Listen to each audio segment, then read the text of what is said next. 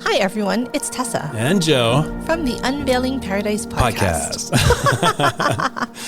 Tessa, summer is almost here, and so many of our listeners are about to have their epic destination wedding. And we are so excited for you guys. Before the big day, guys, we want you to make sure you listen to these 3 episodes. Episode 62, Deep Diving Your Wedding Ceremony. Episode 53, Questions Your Wedding Guests Will Ask. And episode 31, the final countdown to your wedding day. And if you're planning your wedding here in Hawaii, hit us up and ask us about our Unveiling Paradise podcast promo. Happy planning. Hello, everybody. This is the last episode of the Unveiling Paradise podcast forever. For season 3. We hit our 15 episodes for season 3. We're going to be back. Don't worry about it. I think, right? Yeah, for sure. Dang, that sounds really bad. No, we are wrapping up season 3. This is the final episode of season 3. So exciting. I can't believe we made it through 3 seasons. This is amazing. I know we started out season 3 saying that we haven't murdered each other. We still haven't murdered each other. Isn't that neat? In a great place. Everyone's still alive. Yeah, that's something to be said, right? Okay. For now. All right. For our final episode, we're going to be jumping into some question and answers. Tessa, here's the thing about you. And I don't know, don't take this the wrong way. But why do you always start your sentences like that? I feel like you are a wedding planner, right? Yes, still am. Yep. I feel like you think you are right about everything. Like you have all the right answers about everything. You're correct. I do think so. That is true. Okay, so that is inaccurate. No, that's fact. Okay, that's fact. I do think that. So you didn't take it the wrong way? No, not at all. Okay, good. I'm going to take it as a compliment. Thanks, Joe. I want to take a stab at all of our questions from our audience. We have a ton of unanswered questions from our listeners, and I want to put you on the spot. Okay, so here it is. Okay. This is your final exam. I can't wait. All right. Are you going to get an A+? I did well in school. Trust me. Did you get all A's? Yes. All A's? All A's. All pluses? Pluses. Pluses? Yes. Oh, man. Okay, this is going to be good. So you guys, our listeners, is Tessa as smart as she says she is? Yes, she is. All right, let's get into our questions then. Let's do this. All right.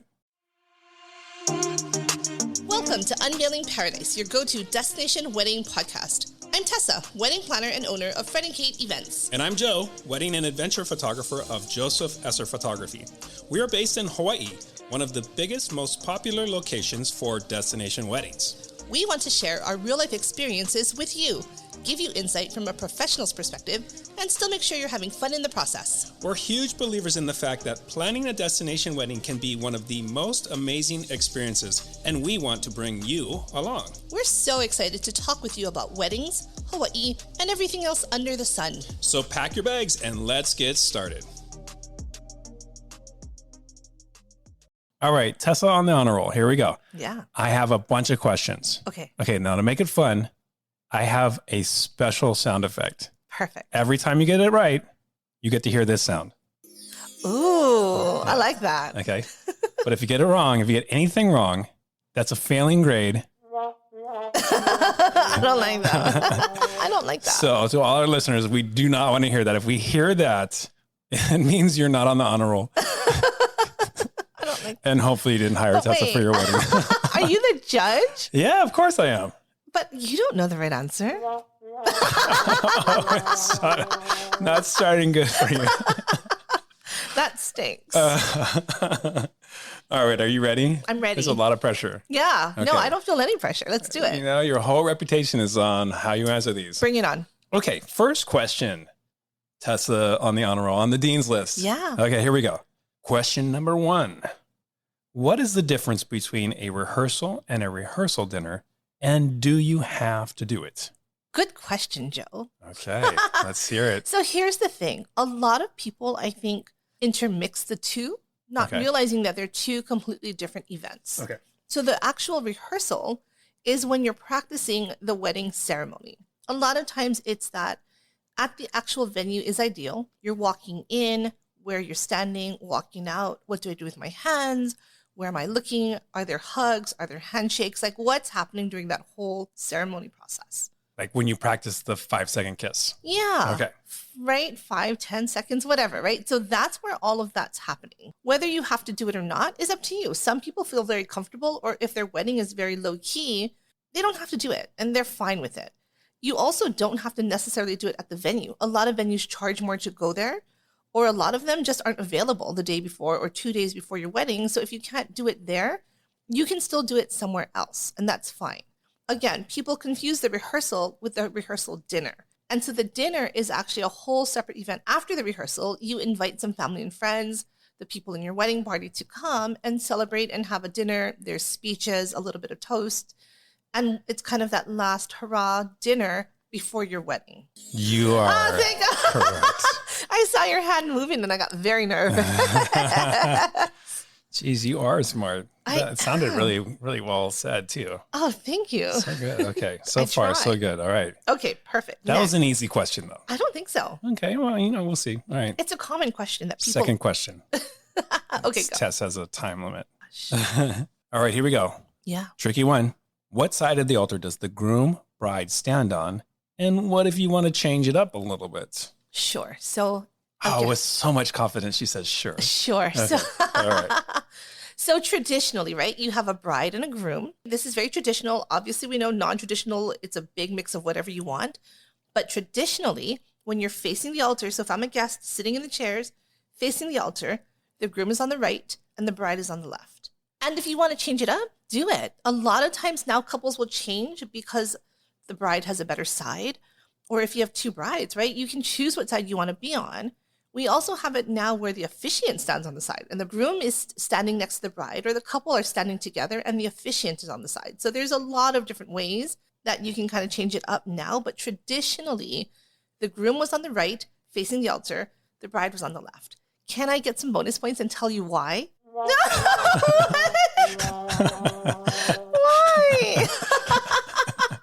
No bonus points for you, but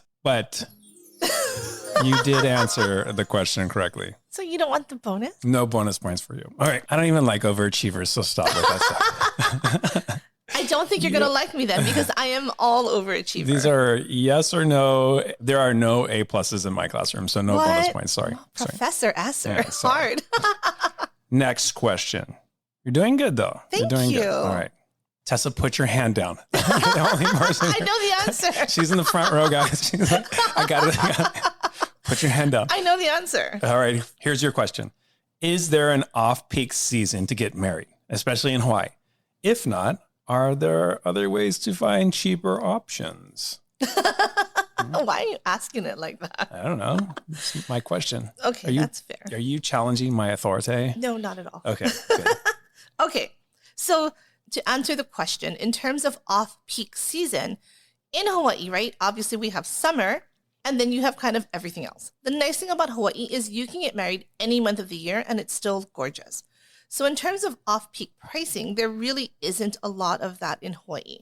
With that said, there are ways that you can save money. If you choose to get married on a weekday, a lot of times what will happen at your venues, the venue fee may be lower, your food and beverage minimums might be lower, and there will be more vendor availability. So we talk about, some vendors who are one of a kind where you have to book them on that one day. Weekdays will give you more availability and you have more leverage to ask for a discount. So you can save money in that way.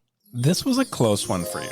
It was? Why? And the reason why, if I think I hadn't said, especially in Hawaii, because I think other destination locations do have discounted off-season pricing. Oh, sure. Right? So I would have answered differently if you didn't say Hawaii. You it was qualified. A close one. You're Stop. doing good, students. Thank you. You are still impressing everyone so far. Thank you. Okay. But it was a close one. I don't know why. Oh, okay. Now, all right. Questions are getting a little more tricky. I'm ready. Question for you. Put your hand down, Tessa. I'm so excited to answer. Can we bring our own alcohol to save money? Ooh. So that's a tricky one. So I get this question a lot. 2 answers. May I? You may. Okay. So if you're at a venue that serves alcohol, like a hotel, like a restaurant, you cannot bring in your own alcohol. They have their own liquor license and they have to provide the alcohol. It's their liability. The funny thing on the outside at other venues where you're hosting and bringing everything else in, a lot of couples will ask me, hey, is it possible that we hire a bartender, but we want to bring in our own alcohol? The fun part about that is you actually have to. They're not going to purchase the alcohol for you. You have to purchase it and they'll serve it. So again, at a hotel or restaurant or somewhere that serves alcohol, no, you cannot. On the flip side, with a venue where everything is a la carte, you absolutely have to bring in your own alcohol. Good answer. Finger on this button again. Yay! I'm Doing feeling well. really good. This is like school all over again. Yeah. I loved school. It's kind of like every time I hit the button, it's kind of like you get a sticker, a little scratch and sniff sticker, right? I love those. The little banana flavored ones. Ew, gross. Okay, you're doing well. Thank you. But you can always go down. No. When you're on top, there's only one place to go. It's down. As my teacher. I'm not your teacher. I'm not your teacher. As the quiz instructor, I feel like you're setting me up to fail. I mean, It's know not what? cool. You're doing well. You're doing well. Thanks. I can't Keep say going. anything Let's else. do Okay. it. I'm ready. Question for you. Yeah. When should we send invitations? And I think for this question, I want a real clear answer because I think you've been giving multiple answers. This is a one answer kind of deal. I like to tell my couples to send invitations 3 months before the wedding with your RSVP 1.5 months before, So returning the RSVP. about 6 weeks before. Okay, got you. I think that sounds good. So, all right. I actually don't Yay. know. Well, let me explain why. I already gave you the sound of approval. You don't need to do it, but okay. I'm just going to fine, give you whatever. okay, so I'm going to explain anyway for our listeners. 3 months before gives you enough time to send out invitations and then have a follow-up 6 weeks before. And the reason I do 6 weeks before is now with weddings, there's so much more involved, right? You have linens, you have plates, you have catering, you have bar. They all need your final count about 1 month before. So if a 6-week RSVP is your deadline, it gives you about 2 weeks to follow up. Hey, auntie, are you coming? Hey, friend from college, are you coming? It gives you that time to follow up without pressure on you. You're going to have so much to do in that last month. Why add additional stress by having to follow up with people before that? Oh, what?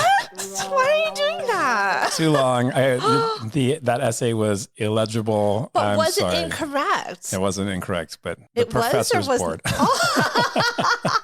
That was rude. Push the other button. Too much information. No, you can't. That's I can't even all reach the fine, button. Okay, you didn't. You still are 100. Push for the 100. button. Thank you. Fine. I win. Next question. Okay. How do you determine the ceremony start time? That's a good question. Can I give you my thought process? Sounds like No, you're I'm trying to just gonna do skirt answering the question. Number one, you want to check with your venue. Certain venues True. have a very strict start time and there's no adjustment, Mhm. right? So if that's the case, then that's your answer. Easy. What about if there's not?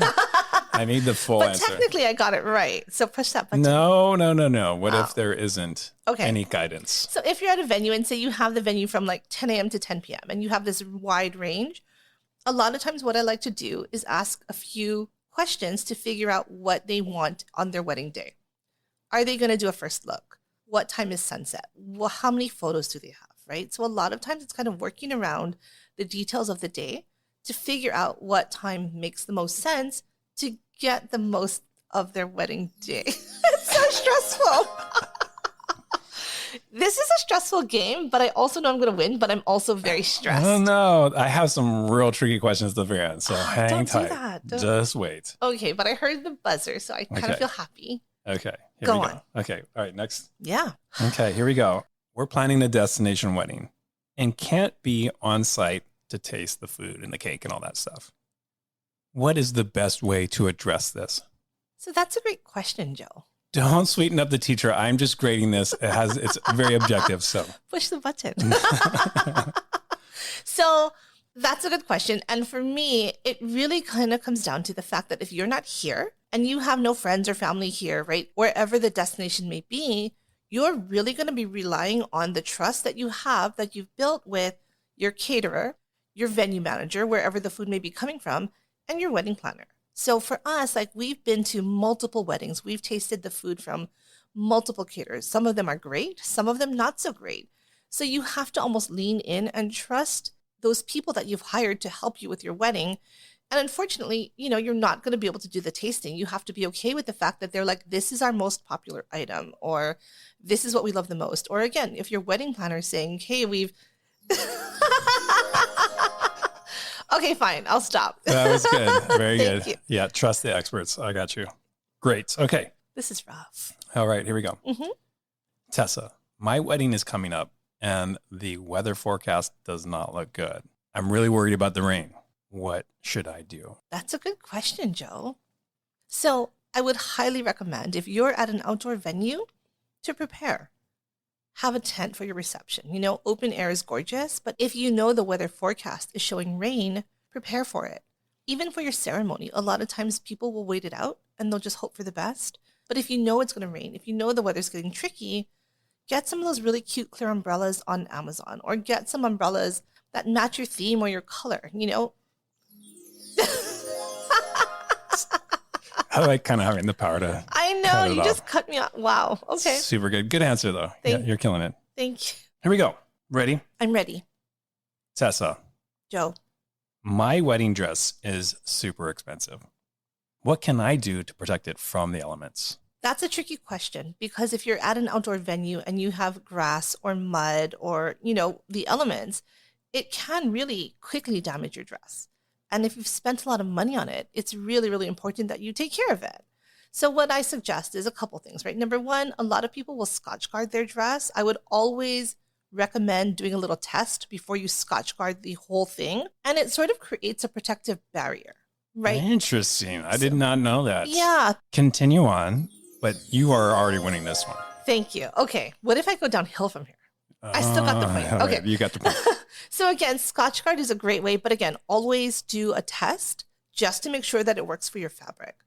The other thing, right, depending on your venue and how muddy or dirty or grassy or whatever it is, you can do a full carpet runner down the aisle so you can keep your dress clean. If you're walking down the aisle and you don't want to pick up twigs or leaves or anything else along the way, or bugs, having that runner creates that elegant vibe in an outdoor space. Obviously, if you're indoor, it's very different and your dress will be safe. With the outside, that's where we really want to make sure that we protect it. Once you get to the reception and you bustle it and the dress is off the ground, there's a lot less chance of getting your dress dirty. Good answer. Thanks. I've already pushed the button, so sorry, you're not going to get it twice. Really? Yep, sorry. But I answered a second good answer. A few more questions for you. Okay, I'm ready. A few more questions. Here we go. Yep. Tessa, Yes. I have way too many speeches at my wedding. Is there a way to break them apart so it's not super long and super boring? The short answer is yes. There is a way to break it apart. And what I like to do is first figure out who's giving speeches. Because a lot of times you're going to have parents of both sides. You'll have a maid of honor, maybe a best man, a couple of their friends. So we've done weddings where we have, maybe 8 speeches or so. What I like to do is break it apart. So I'll do a couple of them before dinner. A lot of times I like the parents before dinner because everybody is seated, paying attention. The parents will get the respect that they deserve when they're giving the welcome or thank you or blessing or whatnot. During the program later, I will sometimes break it up by parent dances, a little bit of speeches, cake cutting, so it's just not all happening at the same time and people are just sitting there looking at their phones, right? It's hard to go through 8 speeches back to back. So I like to break it up with some dancing. Guys, I don't know. I think technically she's right, but I'm on the fence with this one. Push the button. I don't think I can sit through 8 speeches, Tessa. But that's how we break it up. Yeah. Push the button, Joe. I don't know. I'm really hesitant, but I think you're technically correct. Thank you. That's all that matters. That's all you get on that one. Really? I think you got to get rid of a few people from speaking. So I do encourage them, right? When we talk about the rehearsal dinner, a lot of times I encourage them to have some people give the speeches then. The reason why people will try to pack it all in on their wedding day is because they've hired photographers and videographers for that day so they can capture them at that moment. Fair, but super boring. No, not boring if they're heartfelt and fabulous. Yeah, too many is too many. So, yeah. All right. There's nothing you can do about that. I still got the win. Yeah, you did. But too many is too many. So, get rid of a few of them. Everybody doesn't have to speak. Okay, but that's my answer. And too bad I'm not on the game. 2 more questions. Okay. Tessa, we have a lot of kids coming to my wedding. What are some suggestions on keeping those darn kids entertained? So, honestly, it really depends on the ages of the kids. If they're 18 years old and you're considering that a kid, like they're fine, right? Yeah. If we're saying 1-year-olds, it's hard to entertain. You're going to have the parents kind of watching them. So when we're talking kids, I'm thinking that middle, like 3 to 10 age. Okay, right? sure. So my thought is there's several things you can do. We've done some really cute bounce houses, and it's like the wedding themed one. So it's white, it's a castle, they're very classy looking. We've done cute little like kid tents and kid areas so they can kind of sit, and they have coloring books, and they even have like a little gaming station, right? So there's a lot of ways that you can create fun activities for the kids near the parents where they can still play. Fair. Good answer, and you are correct. Thank you. You are doing really well. Thanks. I'm not going to lie. But this last question, it's really tricky. I'm so scared. And I just have a gut feeling that you're not going to get it right. Are you setting me up to fail? I'm not, but I mean, there's only one right answer. All right. Okay, I'm ready. Is Tessa going to get an A or is she going to be moved off the dean's list? Final question. Who is the funnier host of the Unveiling Paradise podcast? And there is only one right answer. There is only one right answer, and I think we both know it. It's me. I hit the wrong button. Dang it.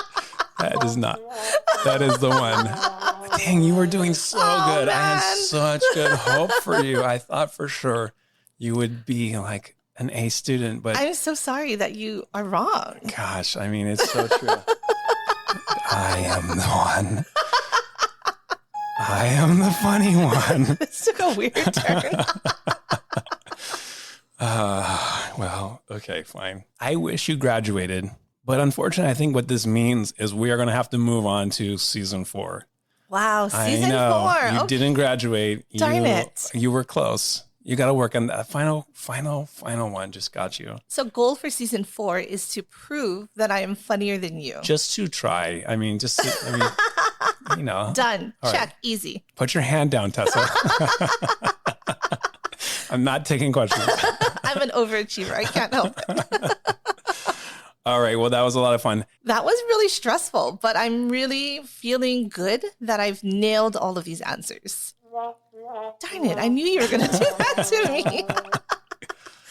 I hope this was helpful. I think this was honestly a great way to wrap season 3. I cannot believe that we've hit 45 episodes together. This is amazing. I think we've really grown, helped everyone, and we can't wait to see everyone in season 4. We will miss you, and we'll see you soon. All righty. Bye.